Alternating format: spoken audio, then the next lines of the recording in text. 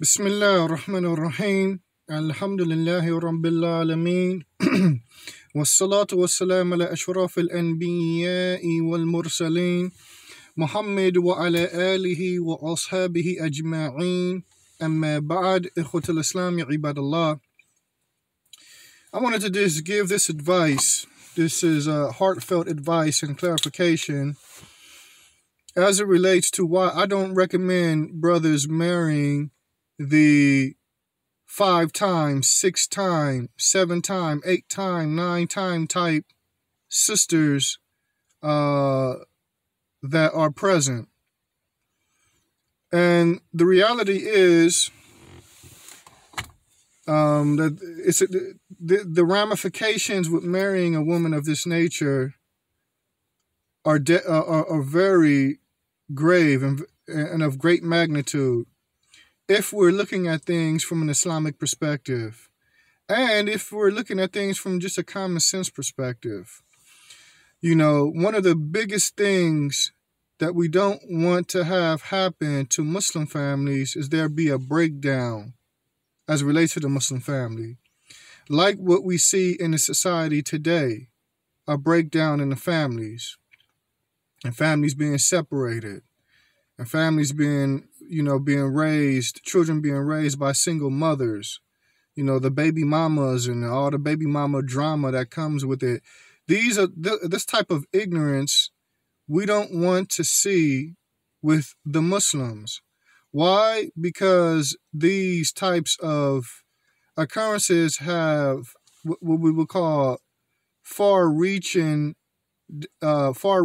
negatives connected to them.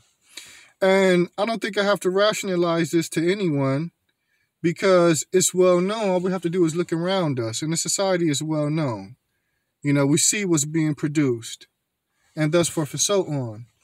And so one of the, in clarifying, because again, I'm going to clarify why I don't recommend it, and this will be nasiha to the brothers. But the reality is a lot of these types of sisters, they have anger and hatred for their ex-husbands, especially when children are involved.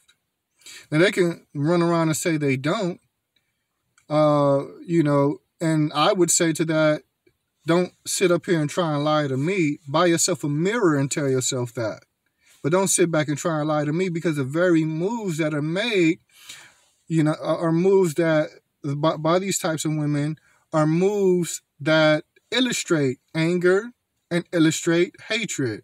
The type of things that are done, no one who has love for you would do those type of things. And no one who is not angry with you would do the type of things that we see these types of women doing. And so if you're a young brother, you're in your 20s, you're in your early 20s or mid-20s or late 20s, or if you're even older than that, and you run across a sister who's in her early 20s, 21, 22, 23. A sister who may have accepted Islam. She's been a Muslim for 2 years, for instance. She's 23 or 24. And she's been married 3 times. My advice to you would be, don't marry that sister. And don't marry that sister. I'm pretty sure she's going to have a sob story for all that. But don't marry that sister. You just end up being the 4th, most likely. It's highly probable that you end up being the 4th. Now, I want to illustrate from my own personal experience. Because generally speaking, when you have women like this, there are red flags. And I am an elder to a lot of brothers now. I'm, in Islamic terms, I'm 44. And I'll be 44 next month from Gregorian terms. So for me, I am an elder to brothers who are younger than me, and they're in their 20s and in their 30s. And I will say that I would have loved for somebody, when I was going into a situation that I'm about to mention, just to give you an example of some of the horrors that a person that you would probably go through. I would have loved for somebody to tell me what I'm telling brothers now. Don't do it. Don't go into it. Don't risk it. It's not worth your time. You're bringing harm to yourself. by marrying women like this. So I'll give you an example. Like I married a woman at the time. She revealed to me, because the red flags were there. And a lot of times these women, they'll be straight up with you. They'll tell you, if you ask them, in a lot of cases, and in some cases they'll lie, But I married a woman, met her father at age 9. Her mother was some type of addict. I don't know if it was alcohol or whatever, but something was wrong with her. So as a result, this woman was in and out of facilities growing up. She accepted Islam. Now, we know she's probably, especially going through those facilities, she's probably been through a whole lot of foolishness and a whole lot of crap. And the reality is, there's got to be some type of psychological damage there. But of course, this type of woman doesn't see that. She doesn't see that. She doesn't see that her behavior depicts some type of psychological problem. So by the time I met her, she revealed these things to me. These were red flags, didn't realize how heavy they were. And a brother who was over her definitely didn't realize that. And the brothers that knew about the situation, well, it wasn't many, of course, but I don't recall anybody ever saying, don't do it, right? So she revealed to me that she was married 5 times. So that's another red flag. And of course, it was always the brother's fault. I was a sucker. I believed that stuff what she was saying, and, brothers mistreated her and this and that. And I said to myself, wow, this sister seemed like she never had an opportunity of being with a good brother. You know what I'm saying? She's one of the sisters off the East Coast. I'm not going to say what community, but off the East Coast. So I automatically thought, she must have been dealing with some crooked brothers. The reality is, when you see the red flags, for me, at the age I'm at now, that's enough for any young brother. The fact that she didn't meet her father till she was 9. Her mother was some type of addict, you know what I'm saying? She was in and out of homes growing up. And she had been married 5 times in Islam. That is enough red flags for, if a brother was coming to me and saying, Najeeb, do you think I should marry the sister? I would automatically say, no, don't do it. If you care about your lineage, if you care about your well-being, if you care about your deen, if you care about your finances, and that's for so on, I do not advise you to marry a woman like that. I do not advise you to marry a woman like that. Because if you marry a woman like that, once you go into the situation, it's going to be a roller coaster from beginning to end. It's going to be a roller coaster from beginning to end. First week of the marriage, that woman embarrassed me in public. Embarrassed me in public, raising her voice and acting uncouth with me in public in front of people. In public. Come to find out, the amount of times that she was married, that was a lie. She was married actually more than that. She was married to a person I actually knew. And then when this came to light and I questioned, why didn't you tell me? I asked you specifically how many times you're married. Why did you conceal this? You get an answer like, oh, the marriage wasn't consummated, so I didn't think it mattered. You get a stupid answer like that, which causes you to be like, what kind of shaitan, what kind of devil is this? You'll start to ask us, look at how this woman is clearly deceived and don't have any type of regard in that manner for doing that. And your marriage should just be a roller coaster of occurrences and events like that. It'll be a roller coaster of occurrences and events like that. The reality is, this type of woman is not an anomaly amongst the women. There are many women that are just like her. And it's to the point that it's so many that it has to be addressed. Because marriages are not working out. marriages are not working out. And the reality is, you'll find that when you're dealing with women of this nature, you'll find that it's easy for your rights to be violated. It's real easy for your rights to be violated. It's real easy from a cultural perspective to be disrespected. And that's for so on.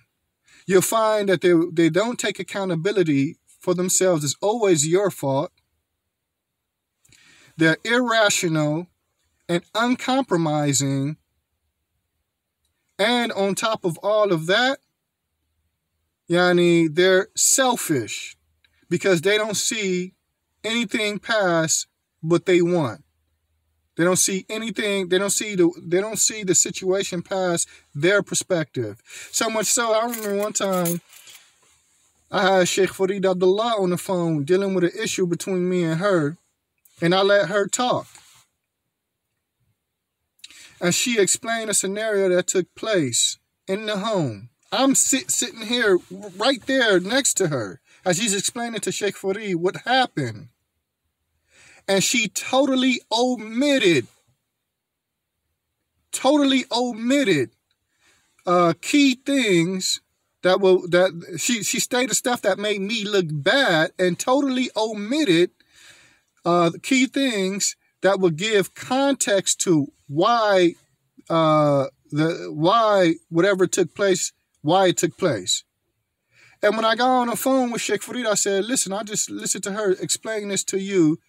And for some reason, she totally omitted A, B, C, D, and E. And then here comes a weak excuse once again. Oh, I knew you was going to talk after me, so that's why I didn't say that.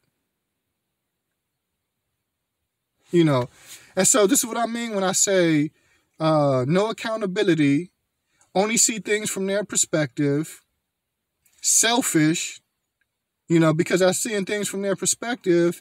It could be at the detriment of the entire family. Here it is, you as a man, you step into the situation and you're trying to make decisions in the best interest, for the best interest of yourself, but for the best interest of the family.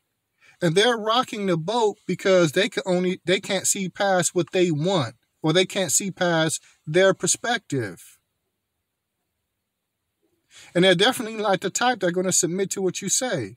This is why their marriages become a roller coaster. This is why they end up being married 9 times.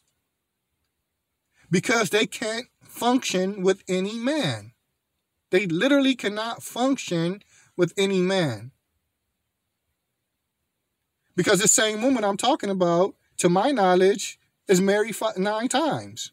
And that's to my knowledge. I really don't know how many times she's been married after me, and I really don't care. But the point that I'm making, she's a 9-timer. So what fool would marry her? I mean, the brother who made her a 9-timer, I don't understand how he did it. But what fool would turn around and marry someone like that? You would be foolish to marry someone like that. You'd just be the 10th time. And so I'm saying all this to bring a point. One very important point, because I had a talk. I was in a room. When I say filled with brothers, I don't want to make it seem like it was 15 or 20 brothers, but it was a couple of brothers in there, and I was surprised at how many brothers were going through the same thing, the same type of foolishness. And I know with certainty all women aren't like this. Like, for instance, my current wife. I married my current wife in 2015. Has the marriage been peaches and cream, or whatever word you would use to make it seem like there's been no issues? No, it hasn't. Every couple has issues. But I have never been brought to the brink of ever wanting to divorce her. I've never been brought to that edge. And that's because my wife was raised different. I frequently advise brothers to ask certain questions. I tell them, listen, if you want to sit down, you want to ask about their parents, if one or both were some type of addict, or drug addict, or whatever. You want to ask that question. You want to ask if they knew their parent, like if they knew the father, if the father was around or whatever, or not. You want to ask if they've been abused as a child. And it doesn't matter what the abuse is, sexual or whatever. You want to ask about the how many times the woman has been married. And you want to ask if they're taking medication on an ongoing basis, regardless of what it's for. Mental issues or other than that. You want to ask these questions. When I had to sit down with my current wife, I asked all those questions. She passed all those questions with flying colors. So then when I started asking about other things, it didn't take too long. I was like, man, there's really nothing else for me to ask. This sister seems A1. You know, totally unlike, had a good reputation in her community. And all the positive boxes were checked. And so I married her, walillah alhamd. And my marriage has not been a roller coaster. When I was married to this other woman that I'm referring to, I would come home and sit in the car. I didn't even want to go in the house. You know, and so me as an elder, and again, I'm going back to the fact that she's not an anomaly. There are sisters that are acting like this. And it's always the same outcome. And I'm pretty sure they get amongst themselves and have a little pity party amongst themselves and talk like, you know, they're just being so wronged and nobody understands them. No, something is wrong with you. Something is wrong with you. And you seriously need to seek some type of counseling or help or whatever the case may be for the women that are like this. It should be shameful. And the Muslims should create an atmosphere that the Muslim men, we should create an atmosphere that we're not accepting this type of stuff anymore. If you're the type of woman that's going to be like that, then okay, be like that by yourself. In Egypt, when I was in Egypt, a woman reached the age of 25, she was done. The culture there, she wasn't going to get married. They knew that. If a sister ended up married and then divorced just once, she knew she wasn't going to get remarried in Egypt. So to a certain extent, it forced them women to act right, knowing that that was the culture.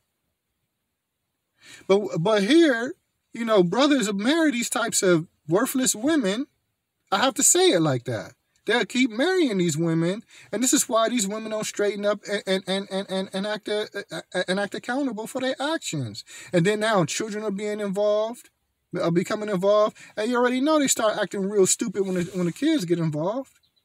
Trying to use the children as leverage against the father and demanding and wanting stuff that's not in the best interest of the children, get remarried and withhold the right of that husband from custody of his children, and that's for so on, and making up every excuse in the book as they go along with doing these types of things. Just racking up another characteristic of a person of the hellfire. Here's another one, and here's another one, and here's another one, and here's another one. That's all they're racking up. So me as an elder, I have to be clear when I talk to young brothers. Don't do it. Don't do it. It's not worth your time. It's not worth your well-being. It doesn't benefit you as it relates to your well-being. They're not worth your time to be scratching your head and figuring out why would a person, a Muslimah, a person who claims to believe in Allah on the last day, do this. It's not worth your time. You just find yourself being diverted left and right, dealing with another problem with this person. To the point where you might just get to the point where you say, you know what, I'm done. I'm done with that whole situation over there. I don't care anymore. I've invested enough time in dealing with this foolishness. I'm done. So save yourself that headache. Save yourself that problem. It's not for the brothers to be worried about who's going to marry them. They may feel like that, but it's not for us to be worried about who's going to marry them. Especially if they're not worried about correcting themselves. You have to leave them to themselves. You're commanded to go after righteous women, women that have deen. A woman that abuse you in public, she doesn't have deen. A woman that'll be during the sit-downs that actually deceive you and lie to you about her situation, that's not a person that has deen. This same situation I'm dealing with that I was talking about from this past marriage, There was a brother from Kansas called me. He was interested in marrying her. This is how they know. They know. This is why I say, when I say these types of women, they know them being married many different times is shameful. They know this. But still they make excuses for themselves not to bring themselves to account. So there's a brother in Kansas called me up one day. He was interested in marrying her. And he was asking certain information. And I told him, listen, I don't want to give you that information because I don't know how you're going to handle it. I don't know you, and I don't know how you're going to handle the information. So I don't feel comfortable with talking to you about this. But you could talk to brother so-and-so in her community because he was married to her. He was like, brother so-and-so. I said, yeah, you know him? He said, yes, I do know him. He said, you say she was married to him? I said, yes, she was married to him prior to me. He was like, she didn't tell me that. I said, brother, you asked her a direct question about how many times she was married, and she didn't tell you she was married to that brother? He said, no. And then I told him, I said, dude, she did the same thing to me. Lied about the amount of many times that she was married. Then I told him the real number that I knew at that time how many times she was married. So they know that this stuff is shameful. They know it's shameful, but they still don't bring themselves to account. They still don't bring themselves to account. So why should we care about who marries them? I don't care. And neither should any brother be shamed into thinking that.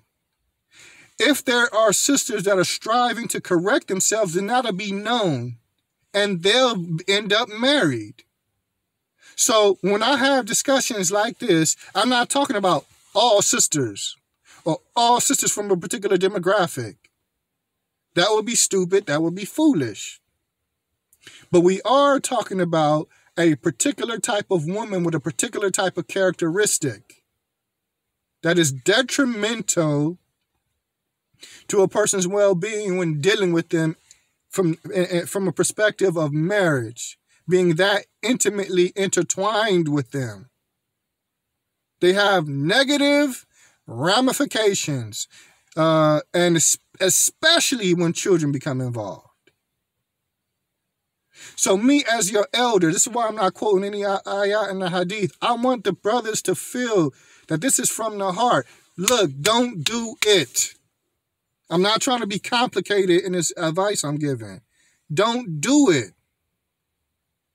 Even some of the things that I mentioned about, from my personal experience, that's not even the tip of the iceberg. You know how they say that that's only the tip of the iceberg? I'm not going to say I didn't even complete the tip. So I guarantee you would be dealing with an unnecessary roller coaster ride of a marriage that's just going to end the same way the other 8 ended. With separation. With separation. So don't be a sucker. Don't be, I have to admit, I feel like I was a sucker. You know, I really feel like people should have been telling me, don't do it. I listened to the sob stories and I went into it, and look how it turned out.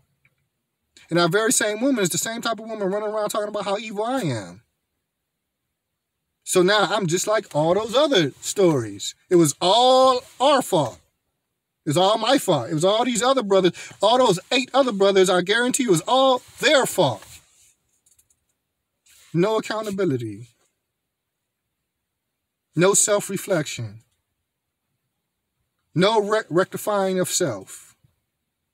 And nothing but contempt and anger and hatred for you. So this is why I say, don't do it. Don't marry these types of women. Don't do it. Save yourself the unnecessary headache. Find righteous women. There are righteous women out here. Find righteous women. Marry them. Take this responsibility serious, or you regret it. Take this task or responsibility serious. Get it right the first time. If they have these red flags, don't do it. Don't listen to people encouraging you with that stupidity. There's too many of us that are in our 40s that have been there and done that, and the outcomes are not positive. They're negatives. So, hopefully, for any of the young brothers that hear this, you'll make a more informed decision. You'll make a more informed decision. And it's like I said, if you run into a sister, she's cute, she loves Tawheed, she could tell you the different types of Tawheed and the pillars of Iman and all these things. Yeah, all that's all good, walillah alhamd. That's all good that she knows all that. But none of that is going to keep a marriage together, if we're just being straight up. That has nothing to do with how she's going to conduct herself with you. So don't be fooled by that. You need to start asking some real questions. And if she's been in Islam 2 or 3 years and she's already 3 men down, you might want to keep walking, because you might end up being the 4th. And then after you, there'll be a 5th. And then after that person, a 6th. And after that person, a 7th. And thus forth and so on. And Allah Tabaraka wa Ta'ala knows best. Subhanaka Allahumma wa bihamdika ashhadu an la ilaha illa ant astaghfiruka wa atubu ilayk. Assalamu alaikum wa rahmatullahi wa barakatuh.